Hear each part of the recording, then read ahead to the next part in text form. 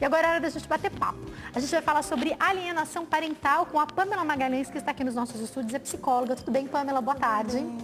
É um prazer te receber aqui, viu? É um prazer estar aqui. Pamela, quando a gente fala dessa alienação parental, a gente já falou sobre isso, por exemplo, no direito aqui no nosso programa. Agora, vamos falar um pouco sobre essa questão psicológica. Sim. Isso pode trazer uma, eu vou colocar entre aspas, síndrome? Sim. Primeiro, para quem não conhece, né? Explica síndrome. O que é. Sim. Síndrome é um conjunto de sintomas, né? Que eu acho que é importante a gente entender isso. E a alienação, ela vai ser o movimento em que o genitor guardião, ele distorce a percepção da criança a respeito do outro genitor, aquele que não detém a guarda. Então, ele distorce essa percepção, ele manipula, né? Ele deprecia esse genitor, ele faz todo um movimento de depreciação, né? De degradação dessa figura para quê? Para enfraquecer esse vínculo afetivo.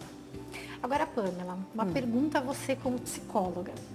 Quando a gente vê casais se separando, principalmente ou porque houve uma traição ou que o companheiro já está com outra pessoa, raras são as vezes em que os pais não fazem isso. Infelizmente, as crianças são massa de manobra na vida dos pais às vezes, né? Foi perfeito o exemplo que você deu, porque isso mostra o quanto há uma mistura de papéis aí, né? Então, de repente, eu tô casada, né? Tenho um filho, e aí acontece alguma coisa, eu sou traída, né? Meu marido faz alguma coisa que eu não gosto, enfim. Então, como marido, ele falha, né? Mas isso não quer dizer que como pai, ele falhe também, assim, ao contrário, né? A mulher também. Ela pode falhar como mulher, mas não como mãe. Então, eu tenho muita raiva dessa situação, né? Esse vínculo fica muito atrapalhado para mim, né? Quando eu rompo esse vínculo.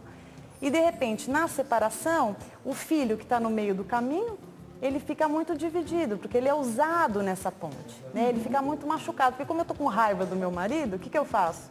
Eu vou descontar no único meio que ainda tem de contato com ele, né? E aí acontece o que você está falando. Bagunça a cabeça da criança. Sem dúvida nenhuma. A criança, ela fica dividida, sobrecarregada. Ela pode se sentir culpada? Super. Por quê? Porque ela tem um afeto, né? Então, de repente, vamos pensar. A mãe é a guardiã da criança, né? É o que acontece na maioria dos casos. Sim, na maioria dos casos ainda acontece. Então, essa mãe é a guardiã. Só que ela foi ferida nesse casamento. Ela foi machucada e foi mesmo. Isso é legítimo, é verdade. Só que acontece, essa filha, ela tem uma cumplicidade com a mãe, né? Esse filho, enfim, uma cumplicidade com a mãe. Então, assim, como que eu vou amar o meu pai? Ele fez tão mal para minha mãe, será que eu posso amar? Eu sou autorizada a viver esse amor? Então, a cabecinha fica fica dividida, né? Então, muitas vezes reprime isso. Por isso que vai depender muito do comportamento desse guardião. Como dois adultos equilibrados devem informar os seus filhos de que vão se separar? E eu digo equilibrados porque, infelizmente, numa separação muitas vezes não há equilíbrio, né? Mas como deveria ser? Isso. Primeiro depende, assim, como está esse cenário, né? Então, assim, está conturbado esse cenário? Então, assim, as brigas são já muito frequentes. Brigas, né? Então, já tá um ambiente sistêmico, um ambiente familiar hostil. Então, vai depender muito, assim, o recurso que essa criança tem para entender a idade dela, se é uma criança, se é um pré-adolescente, se é um adolescente, vai variar quanto talvez ela muito. já tenha percebido que os pais não estão bem. Isso conta também, né? Claro, porque tem um lado, assim, que vai ser até um alívio, de certa forma. E eu ouvi uma menininha de 6 anos, eu perguntei pra ela, eu falei, como é que você tá? Os pais dela tinham se separado, ela, ai, tô aliviada, eles não brigam mais. Então, é uma maturidade também, né? Porque assim, na maioria das vezes eu não quero que meu pai se separe, né? Às vezes o casamento não é bom, mas tem um egoísmo aí infantil, claro. né? Não, eu quero meus pais juntos. Tem uma esperança muito grande, né? E que é justificável, né? Até porque tem um amor muito grande por esse pai e um amor muito grande por essa mãe. Mas respondendo a tua pergunta, é importante que haja muito diálogo. É importante que o pai participe, a mãe participe dessa conversa. Devemos avisar as crianças, então? Se houver uma separação, as crianças têm que ser avisadas. Com certeza. A criança ela tem que entender, até para que esses sentimentos fiquem mais organizados. Mas né? o correto, se houve uma traição, vou dar esse exemplo. Sim. É comunicar ou não comunicar essa criança? Eu acho que não é necessário você dizer, olha, a mamãe foi traída. Eu acho que isso é muito pesado para o recurso da criança. Se for um adolescente, isso acaba escapando, né? Claro, o ideal seria não expor, porque isso é do casal. A traição é da história da cumplicidade do casal, não é da criança. A criança... Mas os pais muitas vezes não revelam porque querem se sentir os prediletos, querem sentir que os filhos estão do seu lado. Por exemplo, uma mulher traída, ela não faz questão de contar para os filhos, para falar, tá vendo? Olha o que seu pai fez comigo, você vai querer passar o final de semana com ele, com a amante dele? Então, não é isso que acontece? Isso, Jaque. Então, esse movimento, quando a mãe ou o pai faz esse movimento, primeiro que tem uma questão que está muito difícil para esse pai ou essa mãe lidar com a situação. Então, já tem um ponto, né? Então, estou fragilizado, está difícil eu aguentar isso tudo sozinho, eu preciso dividir com alguém, né? E o filho está ali perto, né? Então, assim, o filho acaba muitas vezes, se for um adolescente, então, nossa, então quero trocar com essa filha, ela é minha cúmplice, minha amiga. Se for um pequenininho, né? Aí vê a criança apaixonada pelo pai, por exemplo. Mas como que pode estar apaixonada pelo pai? Ele fez isso e isso comigo, tal. Então, os pais têm que aprender a separar, né? O que é nosso e o que é dos filhos. Porque os filhos, eles recebem isso e eles ficam completamente, como a gente falou, atrapalhados com aquilo, não tem recurso para elaborar. A criança não aguenta. Você imagina, seu pai te traiu, e aí? O que a criança vai fazer? Imagina, ela tem raiva, ela não entende, ela fica confusa, ela tem medo. Ela quer ver, mas sente culpa de querer ver. A ansiedade que a criança fica é absurda, né? Então a gente tem que entender. Então assim, eu tô vendo que eu tô sobrecarregada emocionalmente, tá difícil para mim lidar com a situação que eu tô vivendo, deixa eu procurar uma ajuda, né? Ou de repente, eu não tô preparada para fazer um acompanhamento psicológico. Então, uma pessoa que confie, para poder conversar um pouco, um adulto que não esteja, de repente, emocionalmente envolvido na situação. Exato, né? Até porque o adulto, ele é adulto, mas ele também tem as limitações dele. Claro. Né? Então, inconscientemente, às vezes acaba escapando algumas falhas, né? E não tem que se culpar por isso. Tem que se conscientizar desse comportamento. Isso que é muito importante. Agora, psicologicamente falando, você acha que a pessoa, ela consegue ter uma maturidade, um equilíbrio que seja, de repente, eu vou dar o exemplo de novo da mulher, ela foi traída. Tá. E o homem está com a mulher, se separaram, está com a mulher com quem ele atraiu. Essa mulher, ela consegue ter estrutura para aceitar que os filhos dela aceitem bem aquela outra mulher, ou é uma situação muito difícil? Se esse vínculo só tiver mudado de configuração e ainda existir, ou seja, aquele vínculo que era de amor antigamente, que fazia esse casal existir, e agora ele está em cima do ódio, da vingança, da frustração, da raiva, porque uma separação é sempre delicado, né? Não é uma coisa simples, trivial, é algo pontual. Então, se isso não estiver bem elaborado, se esse luto não foi bem elaborado, e essa mulher, como você deu o exemplo da mulher, ainda está muito sobrecarregada com essa questão, sem dúvida nenhuma, ela vai falar um monte para essa criança, olha lá seu pai, ele está nem aí para você, ele está com outra mulher, e a mulher, às vezes a outra mulher, ela não aprova essa outra mulher, né? Mas se ela quiser olhar pelo bem da criança, né, se o bem maior for o bem-estar dessa criança, ela vai ter que ter bom senso, o pai também, né, com a escolha desse pai, e ela olhar também se é uma pessoa legal mesmo, porque pode ser uma pessoa legal e ela vai ter que repensar. E pode não ser uma pessoa legal, que aí ela tem razão, né? Então, por isso, mais uma razão da comunicação do pai, dessa mãe, né, existir. Seria até importante que essa mãe conhecesse, então, essa nova mulher ou vice-versa. Até porque é pro bem dela, vai estar com o filho dela. Então, deixa eu ter uma relação bacana, porque vai estar com o meu filho se for pequenininho, então. O que eu vi que, às vezes, de casais separados, que eu acho triste, é 2 festas de aniversário.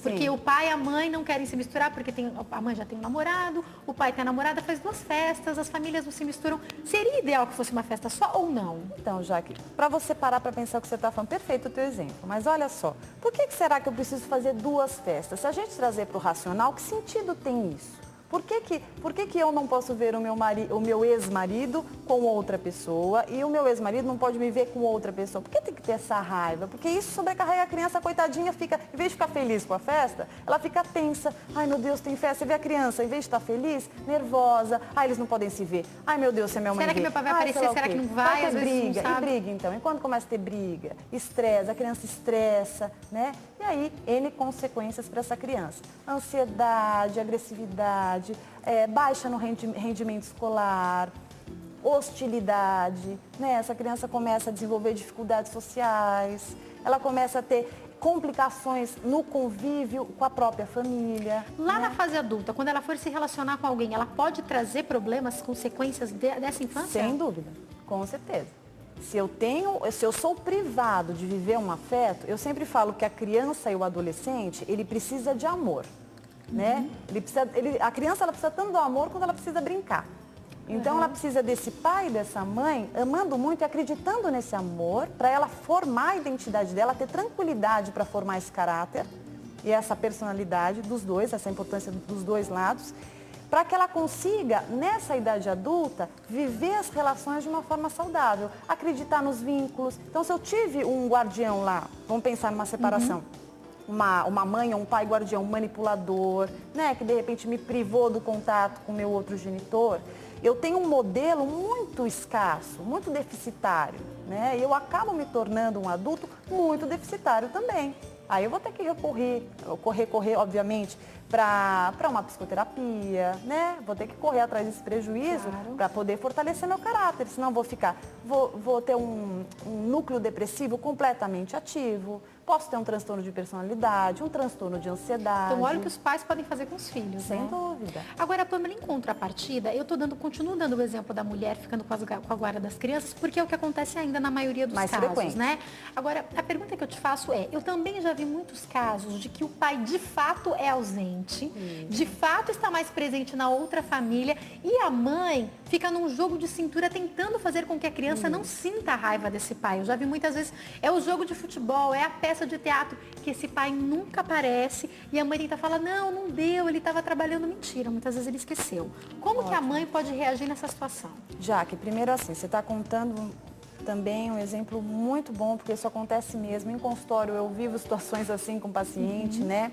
Eu penso assim, claro que a gente sempre vai pensar na ideia de que esse pai quer estar com esse filho, que esse amor é muito importante, isso deve ser priorizado, né? Então deve-se evitar alienação em função disso, que essa mãe e esse pai são muito importantes.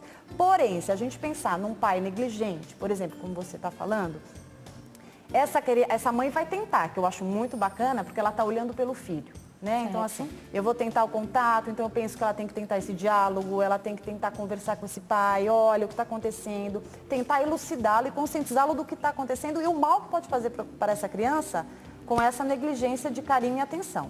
Porém, se esse pai não se manifesta, ela também tem que ter um limite e essa criança precisa, sim, entender quem é este pai.